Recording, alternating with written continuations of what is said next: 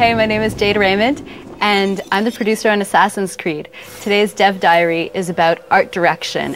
One of our main objectives was to, of course, make the art direction as realistic and as close to the historical references that we found.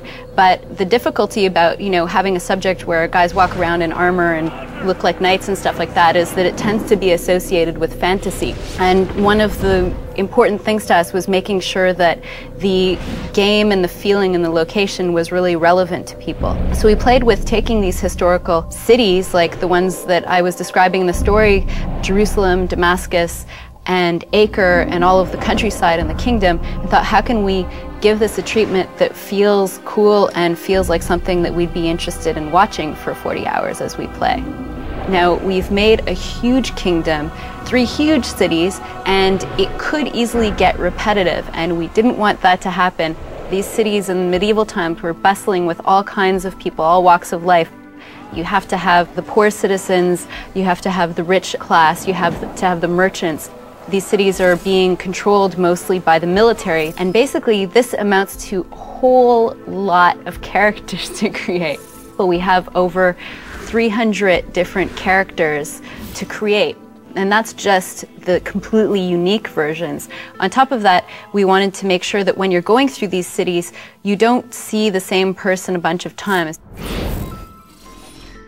So a big focus for the team was the crowd, and basically we had to put a lot of energy not only into the gameplay, but how they look. And that means that the art director and the whole art team had to put a lot of time into thinking how we would make this crowd interesting. We invented this all brand new character based on the assassins, but we also wanted to give him a look and personality all of his own. So the first reflection was, in terms of gameplay, our core gameplay loop, what is the assassin doing most of the time?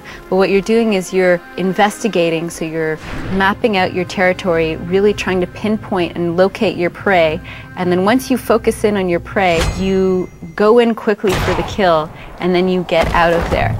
And when we thought of what you're doing most of the time as an assassin, it made us think of a bird of prey. So that became the inspiration for Altair, and in fact, Altair means flying eagle, or the flyer in Arabic. If you notice, he's wearing a hood which has a little point in the front, and he has a robe that kind of splits out on the sides, and when he's in movement the sides flip up, and if you were to look at a shadow cast from the side of him, you'd get the angle of the point of the hood and then the sides of the skirt flapping up, and you'd get the shadow of an eagle. So Altair really is the bird of prey. That about sums up art direction. Hopefully you still have more questions that I haven't answered, and there are going to be more developer diaries where we go into detail on all kinds of other subjects.